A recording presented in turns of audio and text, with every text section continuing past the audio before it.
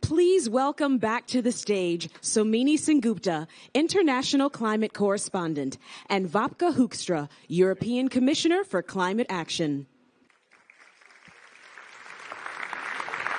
Thank you. Thank you.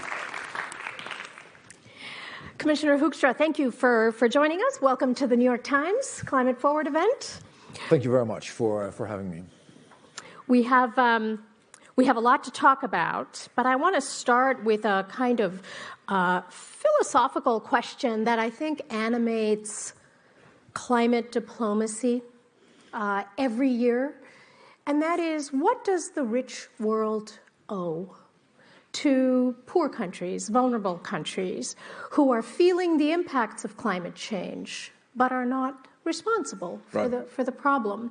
And it did not go unnoticed that when these terrible floods happened in Europe, the European Union mobilized very quickly $10 billion in aid.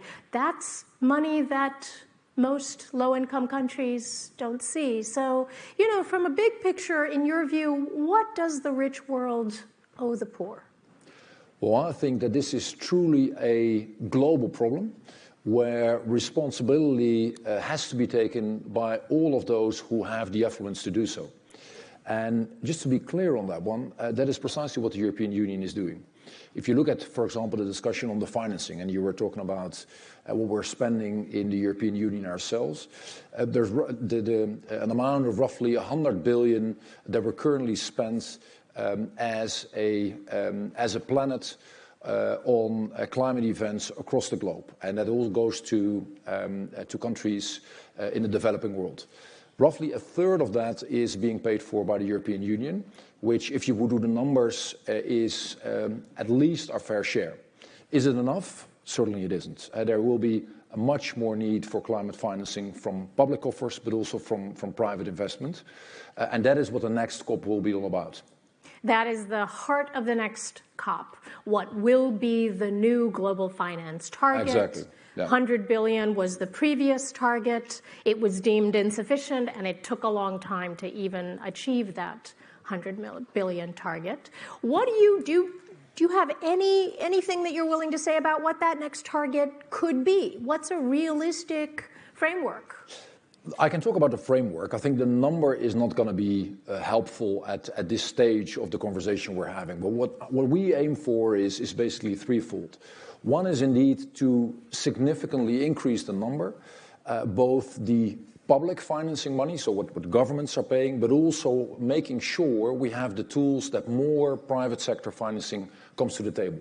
For the simple reason that if you think about how dramatic the problem of climate change is, all the public sector financings will not be sufficient. So that is one, making sure that much more money comes to the table.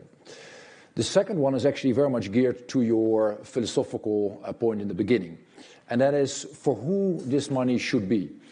And that is one of the things that unites us with, for example, the small island development states and many of our friends and partners in Africa, who are most in need, who don't bear any responsibility for what has happened so far. They don't pump anything into the air, basically. So making sure that that money doesn't go to a large group of countries, but actually goes to those most in need.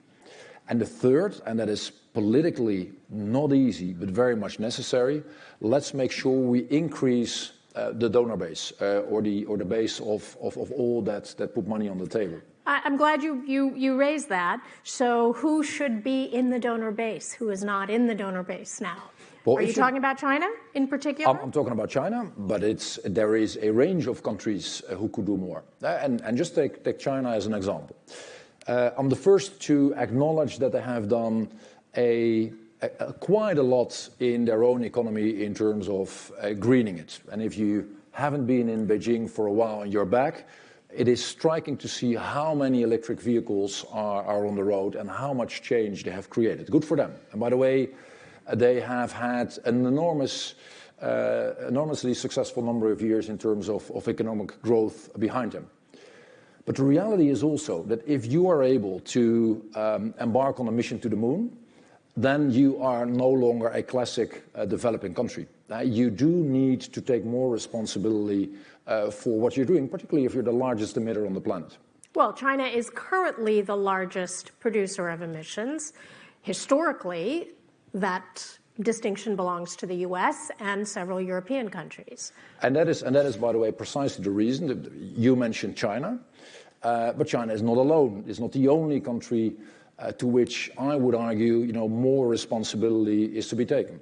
This is the conversation we're having within the European Union itself. And I think it is right that people also ask from us to do more. The US is, of course, another one. It is the richest country on the planet. It is not only the leader of the free world, but many would argue it is the leading country across the globe. And if you look at the emissions output, but also if you calibrate how much the US is paying, there is room to do more. That is the reality. On climate, you mean on climate finance, giving financial assistance to other countries? Basically on two of the axes. One is to do more in driving down emissions back home, and secondly, to finance more. Okay, let's talk about driving down emissions at home.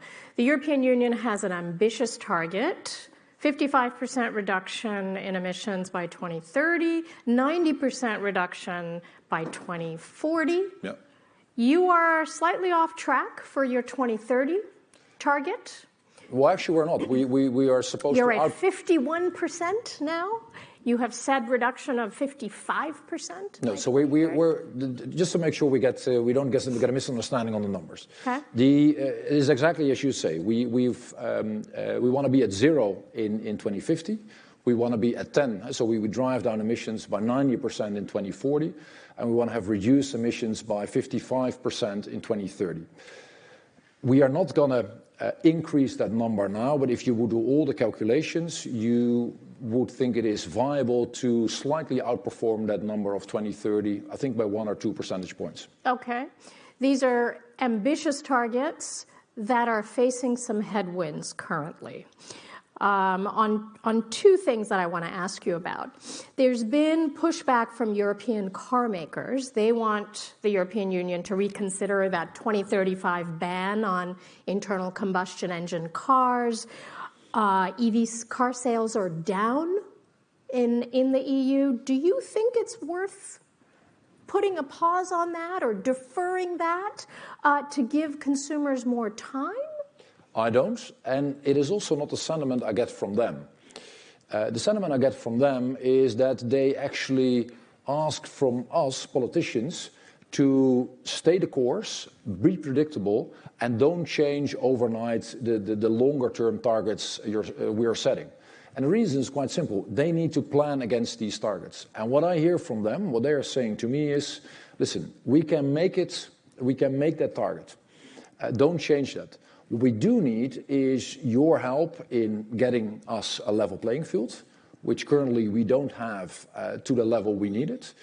We need to make sure that you help us out with loading infrastructure so that when we put a person in an electric vehicle, he or she can move from A to B. And we will need much more investments in the grid because given all the electrification that is going on, it is absolutely necessary that we have the infrastructure available. So I would argue it is a different conversation, at least with the vast majority of the car makers I've talked to in the last half year. Why do you think then EV car sales are down across the continent? Well, some would argue they're down in more places.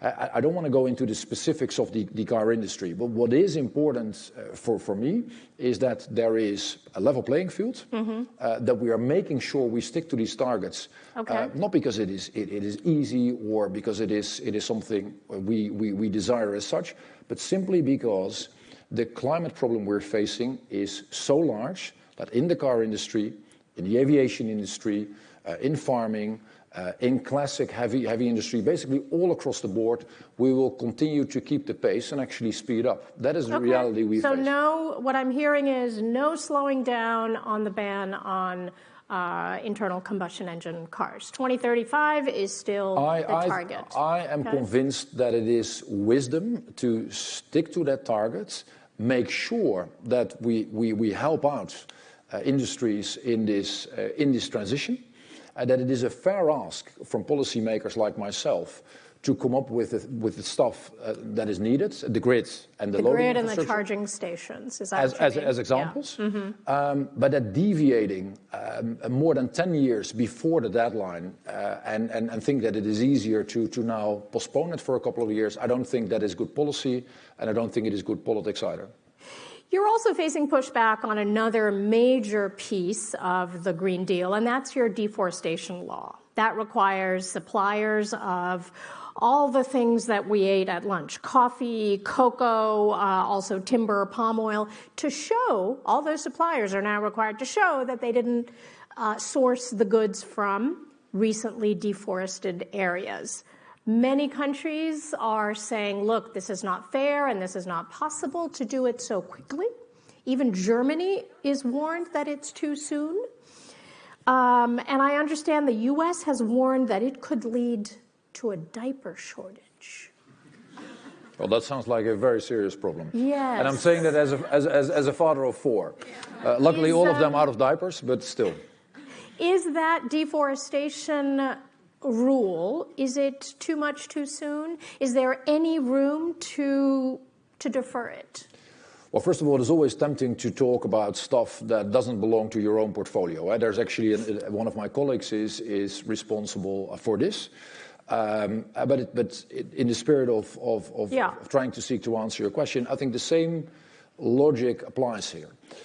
You know, we should always be sensitive to content arguments, but at the same time, if you look at what has happened in the domain of deforestation, if you look at what is happening to biodiversity, I do think it is the right thing that the European Union has come up with these type of targets, and we're not nearly there yet where we should be.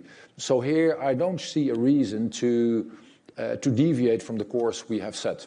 But again, I mean, this is not my direct responsibility. It's not your direct responsibility, but I appreciate, as the Commissioner for Climate Action, this is very much part of the overall rubric of climate action. And I'm hearing you say you don't think there should be a deferral.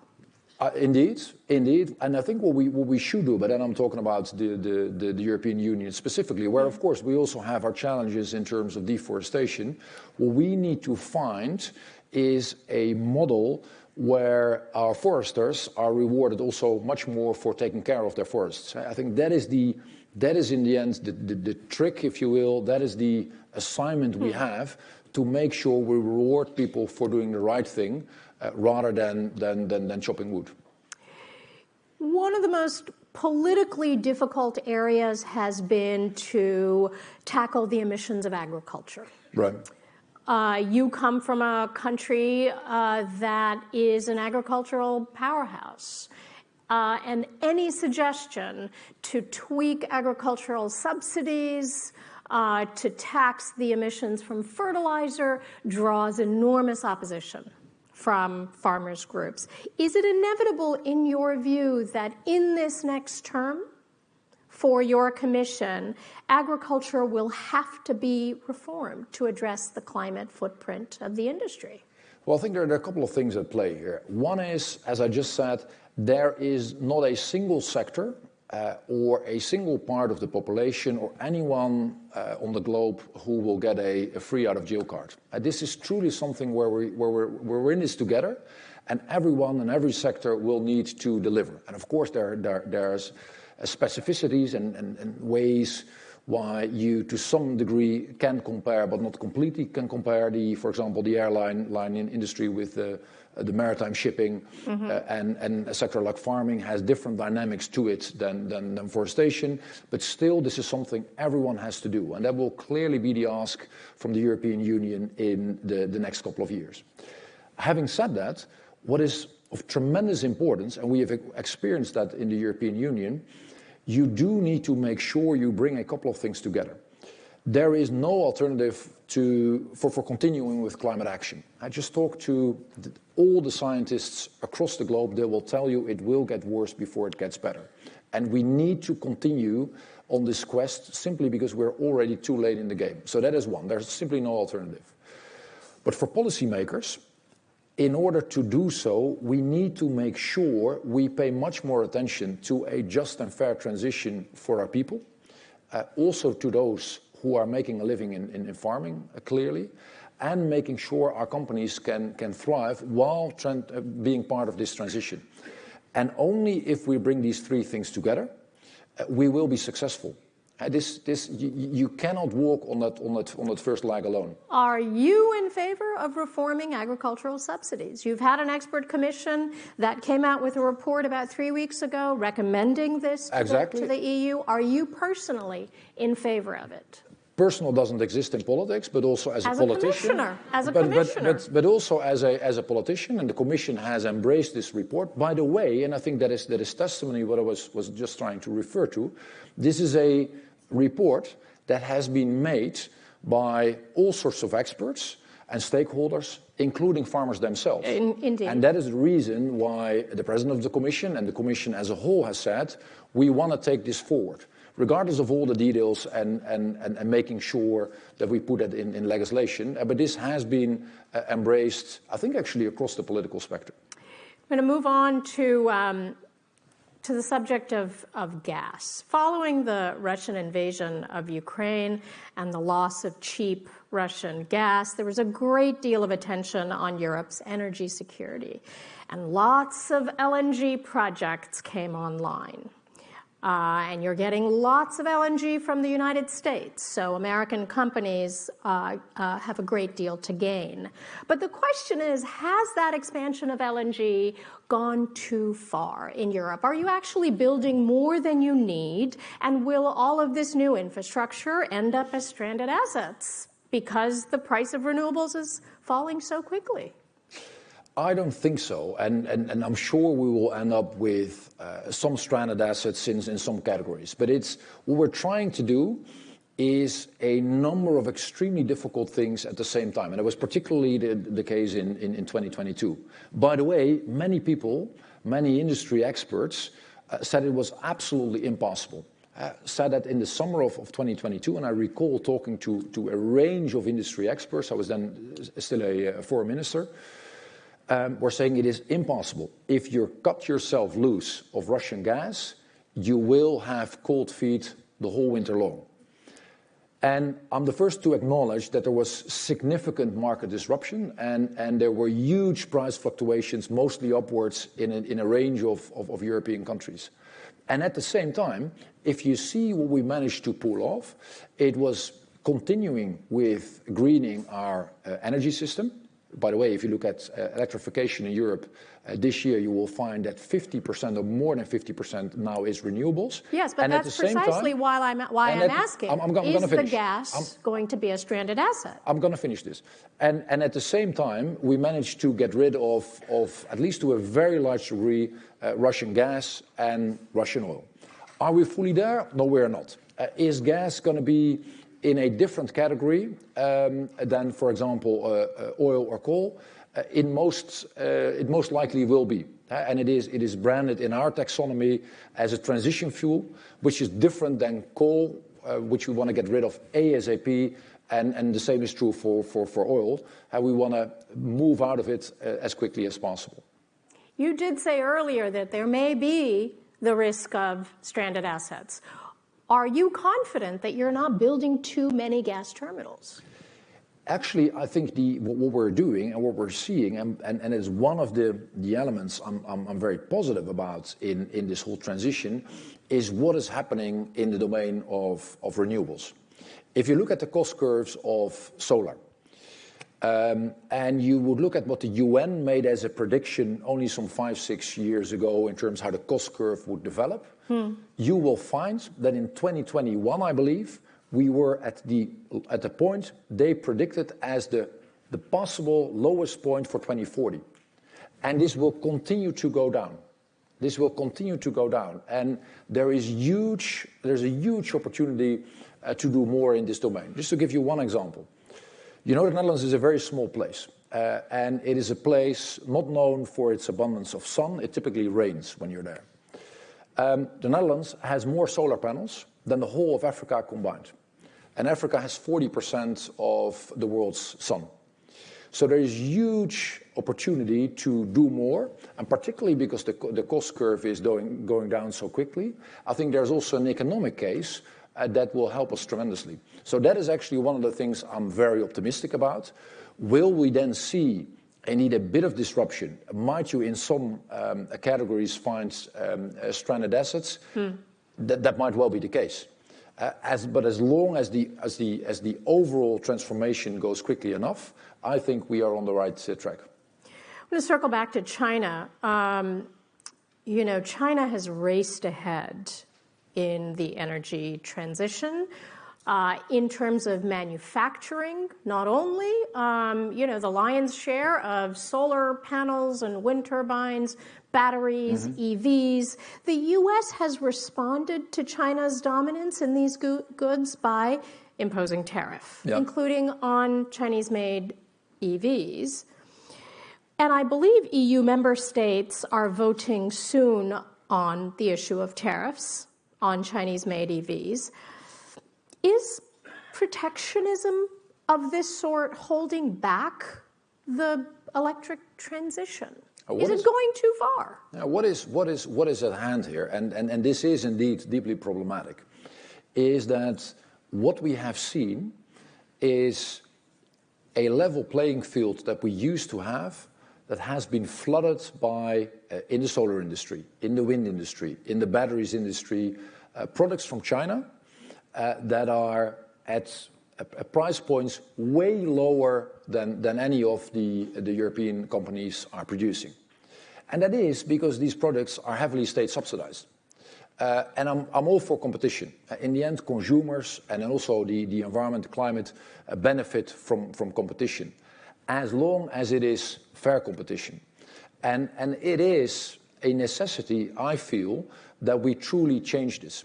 If you look at many of the great solar companies we had in Europe only some 5 to 10 years ago, most of them have gone bankrupt because of these unfair practices. And both from an economic perspective, as well as from a climate perspective, and as well as from a dependency perspective, this cannot continue. It needs to be fair. The rules that we all play by need to be the same. It's that simple.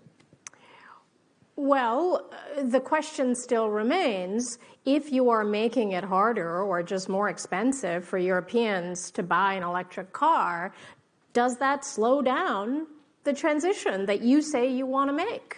Well, I don't buy into that argument. I don't buy into the argument that the best alternative actually is to make yourself more dependent and basically be able to buy this type of stuff because your own companies are going to be wiped out. It doesn't help when companies either go bust or basically leave the continent for the reason that they face unfair competition. That cannot be the solution. We are now less than 2 months from the U.S. election. So I just want to ask you, finally, before we conclude, how closely are you watching the results? She's smart, isn't she? What does this mean for the global energy transition? I do have a pretty good understanding of the polling in each of the 7 or maybe 8 swing states. So you read the New York Times to follow U.S. politics. You told me that. I even read more than the New York Times to keep up with what is happening in the swing states. And I mean, it is the prerogative of the American people to vote. But I won't hide the fact from you that people all across the globe, certainly also in the European Union, are closely following what happens simply because it matters to the world at large. And what I would hope is that regardless who is in the White House, and we have a tradition of working with presidents from all political walks of life, we manage to continue with climate action. And as I said before, what I would hope is that we see more leadership from us, more leadership from the Chinese, but also more leadership from the Americans at home, as well as in responsibility that I feel we should take together for the developing world in particular. You have war on the continent for the first time in generations. What contingency plans are you making in the event of a second Trump presidency? Okay, let me be very explicit about this. What we are seeing here is not just that war is back on European soil and that the Ukrainians are bravely fighting for their lives every single day. This also has huge geopolitical ramifications for the European Union, everyone in Europe. Indeed, war is back at a scale we haven't seen since 1945. But make no mistake, this is also a litmus test for our credibility. And every single dictator or would-be dictator across the globe is watching this and is wondering whether eventually you can sit us out. And you can, if you wait long enough, and you pour in resources long enough, eventually the Europeans, the Americans, the Canadians will give up. And there's no alternative than just to continue. And to make sure we are very explicit that we will continue to stand with the Ukrainians as long as it takes. And that is the reason I've said before, let's be very explicit that if the price to pay on a yearly basis is, whether it is 40 billion or 50 billion, we articulate now that for the years to come, we are willing to put that amount on the table. And the only ones who decide that they want to go to the negotiation table should be the Ukrainians. Thank you very much, Commissioner Hoekstra. Thank you.